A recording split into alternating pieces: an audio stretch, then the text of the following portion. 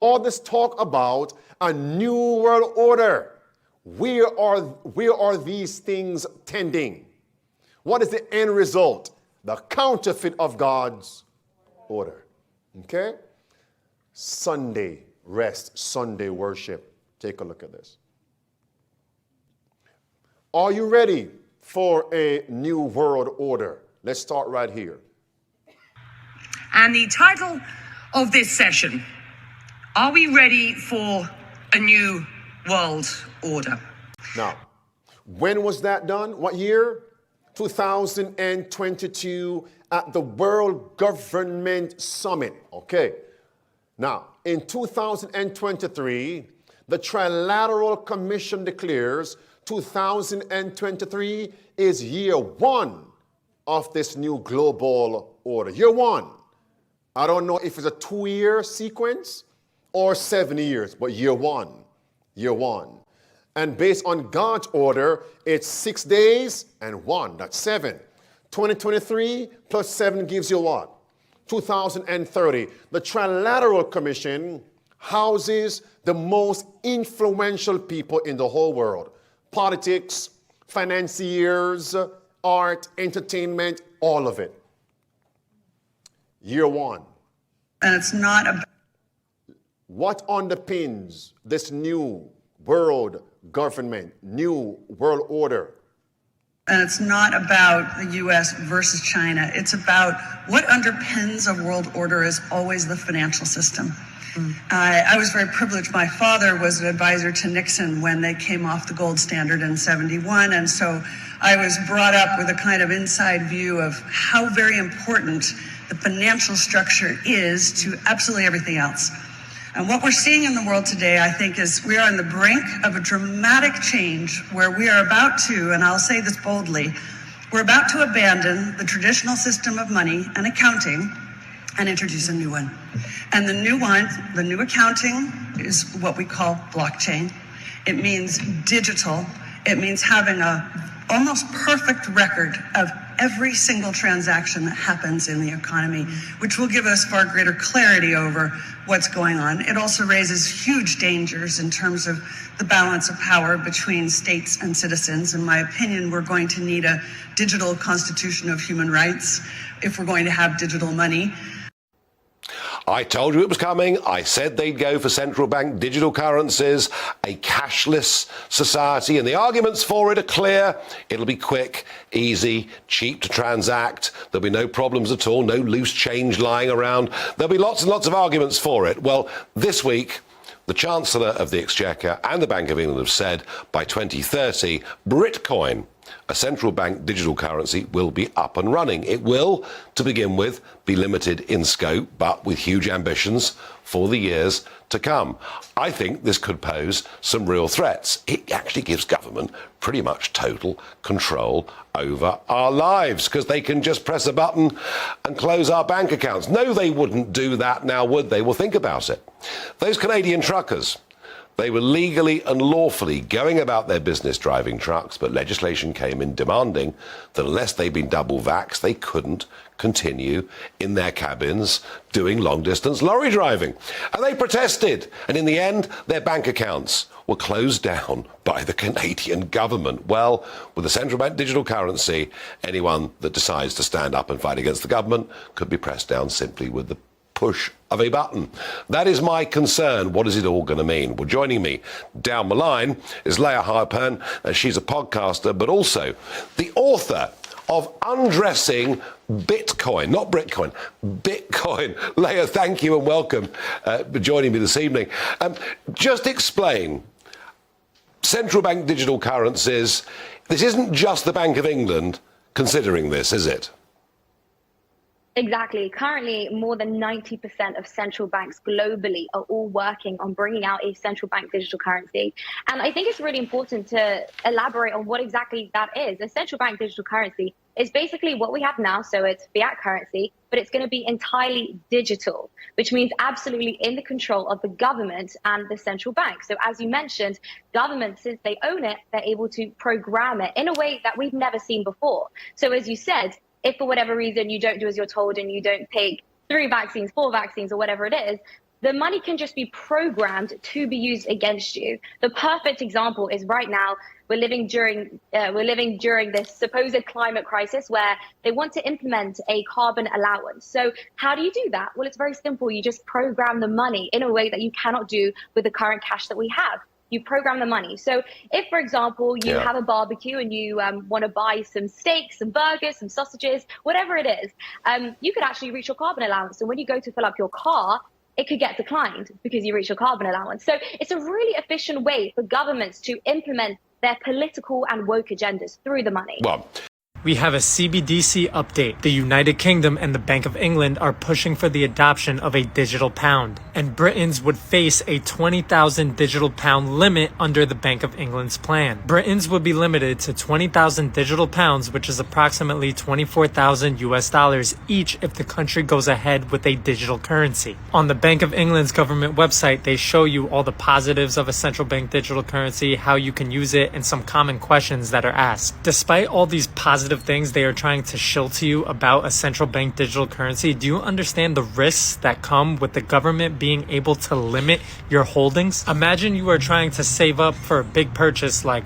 buying a house or sending your kid to college, but you can't because they put a limit on how much digital pounds you can save. And then once that limit is reached or a certain period of time goes by, then those digital pounds will expire. This is just one example of the power that the people are giving the government if you just blindly go along with this central bank digital currency plan. People always ask me when I share videos like this, what can I do to get involved? How can we stop this? Well, if you go to the Bank of England's government website, you will see that supposedly they are asking for people's views. So I encourage you to check out their consultation paper and also check out their engagement forum if you want to get your voice heard. How much impact this will actually have, I have no idea, but it's worth a shot. The future is not just happening. The future is built by us, by a powerful community as you here in this room. We have the means to improve the states of the world. But two conditions are necessary. The first one is that we act all as stakeholders of larger communities, that we serve not our only self-interests, but we serve the community. That's what we call stakeholder responsibility. And second, that we collaborate. And this is the reason why you find many opportunities here during the meeting to engage into very action and impact-oriented initiatives to make progress related to specific issues on the global agenda. Now, for those who want to see what is coming, let's look at a place that has had this system for a few years, a few years already, to understand, as you see the West now pushing, all our countries over here, pushing to implement this system. What is coming? They're constantly monitored by facial recognition cameras that are able to instantly put a face to a name. Now the Chinese are also ranked, given a mark out of a possible 950 points. A score in the 700s is considered good. Around the 500 mark is not. For now, the number is a sort of bank credit rating, keeping track of everyone's spending habits. I think being ranked is a good thing. A society has to have rules. It forces us to be well behaved. It may seem scary, but it's just like that here. We're used to it, and anyway, we don't have a choice. But in an effort to keep all of its subjects in line, Beijing is taking the system a step further in 2020. It's aggregating data gathered by banks, private companies, and the state to rate if someone's a good or bad citizen. By using the most data possible, the so-called big data, the system will play an important role in rebuilding a moral society. The state will go over every detail of a person's life with a fine-tooth comb. Their financial situation, spending habits, career, even behavior on social media. You notice that they said it was to bring back morality into society? Yes. And what No. society can't run on rules? I'm listening to them. Go right ahead. Part 2. Xiaowen Wang is a model citizen. She lives in Nanjing, a testing ground for social ranking. Married with a child, she has a job in a retirement home, no debts, and she wouldn't dream of jaywalking. As a good citizen, I respect the rules of the road. If I didn't, I'd lose points on my social credit. In theory, everything can be taken into account in the social score, even the most innocuous errands like supermarket shopping. When Xiaowen Wang makes an electronic payment, her purchases tell the state a lot about her. Buying cigarettes would count against her. On the other hand, nappies show she's an attentive mother. Beer could indicate alcoholism. She'd be better off buying water. In this pilot city of 8 million people, there are only 18,000 model citizens. For Xiaowen Wang, there are perks to be had, such as paying half price for the bus.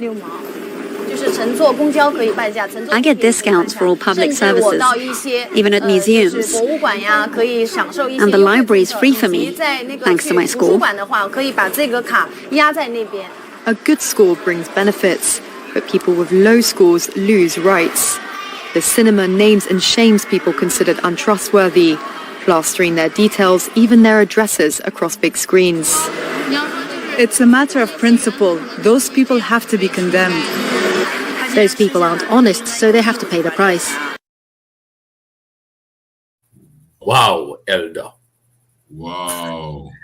Hey, listen, first thing, you notice I don't even call it incentives, the perks of being in good standing. All of this is because they control the digital currency, the social score. Yes. We're going to see in just a second how important this thing is, right? Because if the monetary system being based off this means that you cannot use your money. We're going to see that in just a second. But with her, notice she had all these perks for going along. That's right. For unity, for compromise. You get discounts on bus ride, free to the library, discounts on museum, cheaper ticket prices because a lot of us like to travel, right? Cheaper gas when you go to fill up. All these different things. Go ahead, Elder, on that first, because then afterwards we have to go talk about them putting your faces up in the movie theater to condemn you. First. I mean, they have found a way psychologically. This is psychological engineering. Yep. To the point where you're going to become, technically, you are actually a digital slave. Yeah. And you're a digital slave because you are being given these perks so that your mind can agree that going along with the system is right. Yes. Yes. They cannot actually get into the mind unless you, the avant-garde, gives them that opportunity by the way you, in terms of your attitude. Yes, the way you behave. Yeah. That's right. And if you notice that there are those who are saying, yes, exactly what needs to happen. Yes. Yes. The right thing to do. But I think I heard one of them saying, anybody who is marked bad, it is because they have spoken the truth. I don't know if I heard the right thing. No. You didn't hear that piece yet. The two at the end said when they unbelievably they said when you have a bad score, they put your name and face up. Remember, they said even your address. Remember, the spirit of prophecy and the Bible tells us they will come to your house when the death decree is issued, because the government is going to say, go and get them. Yes. Go and deal with them. And you already heard the mindset of that young girl. She said, these people, because she was saying, because of what they speak, they need to be condemned. Okay. She was saying they need, and it's very interesting she used the word condemned. For what they would preach and speak and teach that might be against the state. Go ahead. And I should say, I should be ashamed of myself to believe that the Chinese Communist Party would allow a video like that to come out of China and speak negatively against that system. So, not with one of their own saying it. Oh, you understand? So by itself, it is a psyop. Right. At least not with somebody At least not with somebody that wants to stay in the good graces of that credit score system. Exactly. Because you're going to meet a gentleman now. This is the part that relates to us. Those of us that want to stand in righteousness and truth. This whole digital currency that they are pushing with lightning speed to bring it implementation here on the Western front, the Western hemisphere.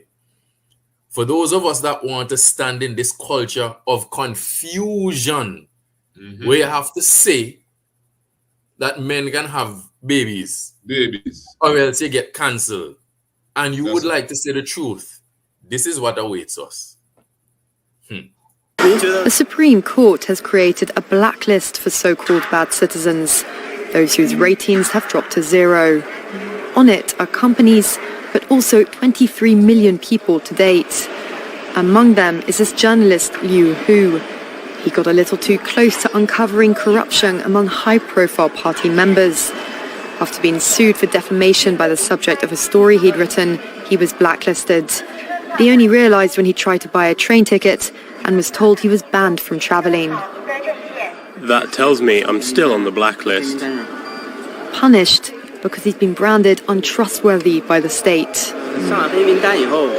Once you're blacklisted, you can no longer get a bank loan, start a business, buy an apartment, or even send your children to a private school. Liu Hu is among a tiny minority of people who have dared to criticize the system. For criticizing the system, Elder. Every earthly support. What's very interesting, it didn't say you don't have money. So I can imagine at this point, they're still letting him buy food. But he cannot travel. He can't take out a loan. He can't start a business.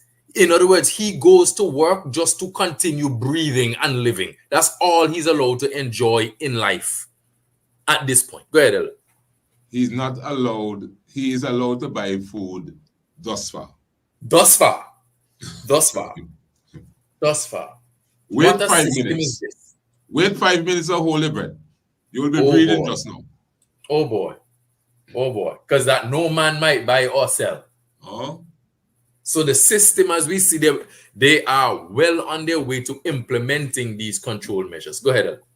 You know, because, listen, I hope by now, and I know that all of those who are regular members to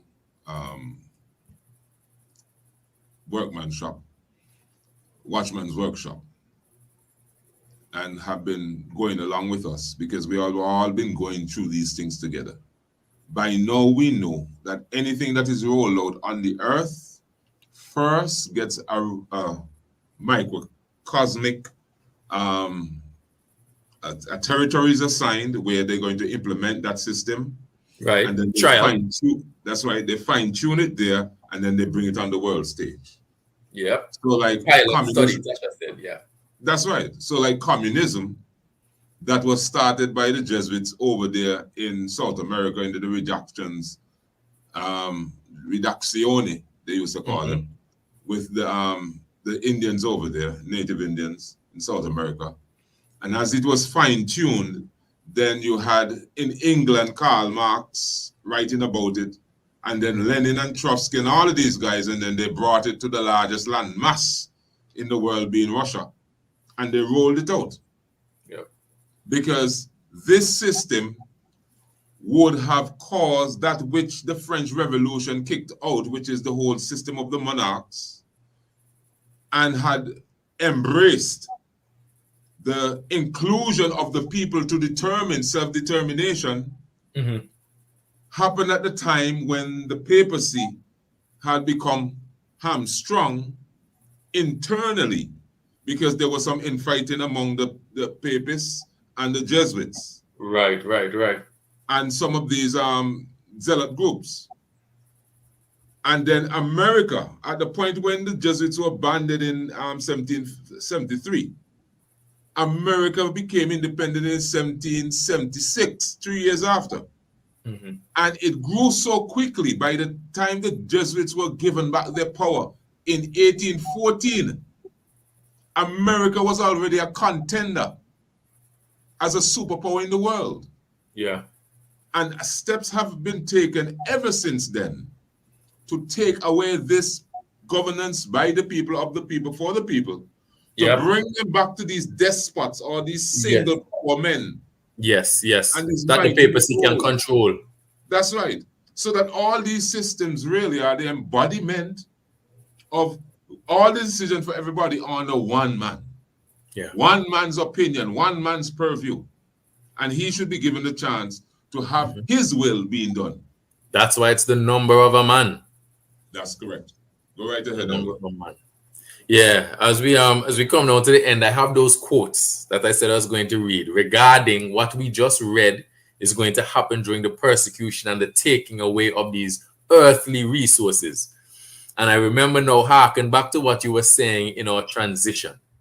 He says, religious powers allied to heaven by profession and claiming to have the characteristics of Alam will show by their acts that they have the heart of a dragon and that they are instigated and controlled by Satan. This is the church of Satan, which say they are Jews, which say they are Christian.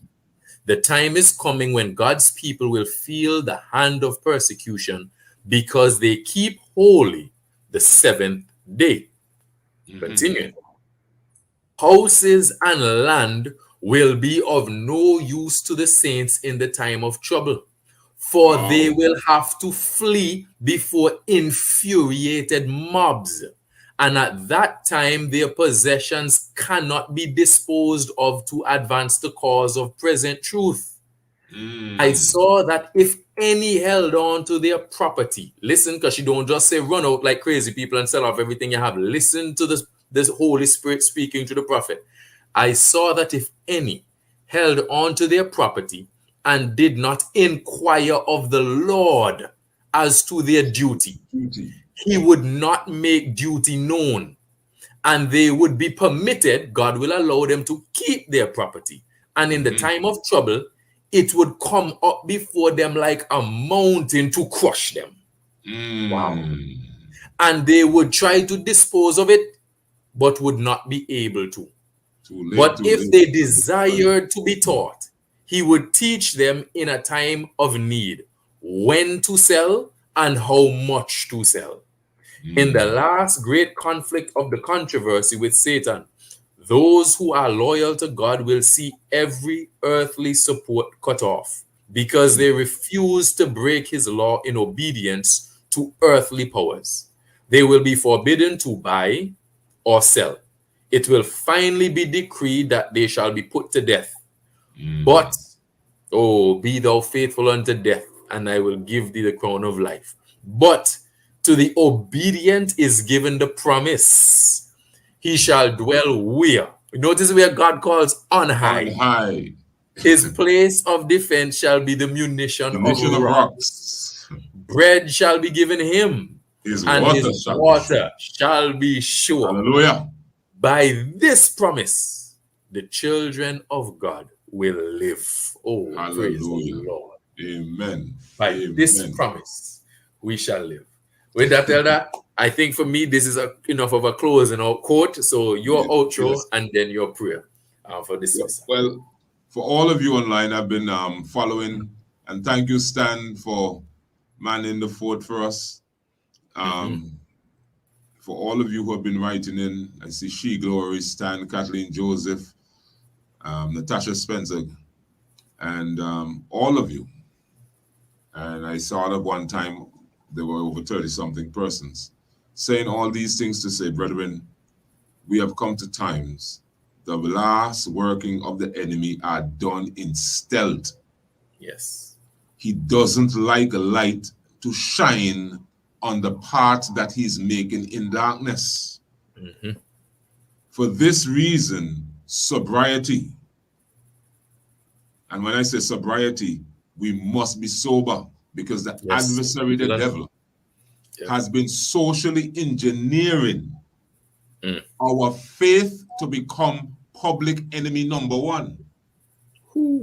And because of this, it behooves us to not only study to show yourselves approved, but to pray to show yourselves approved, to believe, to show yourself approved, and not to allow yourself to be caught up with the mentality that there is an economic opportunity awaiting me to advance my net worth in this world in absentia of what God is dictating or showing you through revelation. And he opened his mouth in blasphemy against God, to blaspheme his name, and his tabernacle, and them that dwell in heaven. And it was given unto him to make war with the saints, and to overcome them. And power was given him over all kindreds and tongues and nations. And all that dwell upon the earth shall worship him, whose names are not written in the book of life of the Lamb, slain from the foundation of the world. If any man have an ear, let him hear. And I beheld another beast coming up out of the earth, and he had 2 horns like a lamb, and he spake as a dragon. And he exerciseth all the power of the first beast before him, and causeth the earth and them which dwell therein to worship the first beast, whose deadly wound was healed.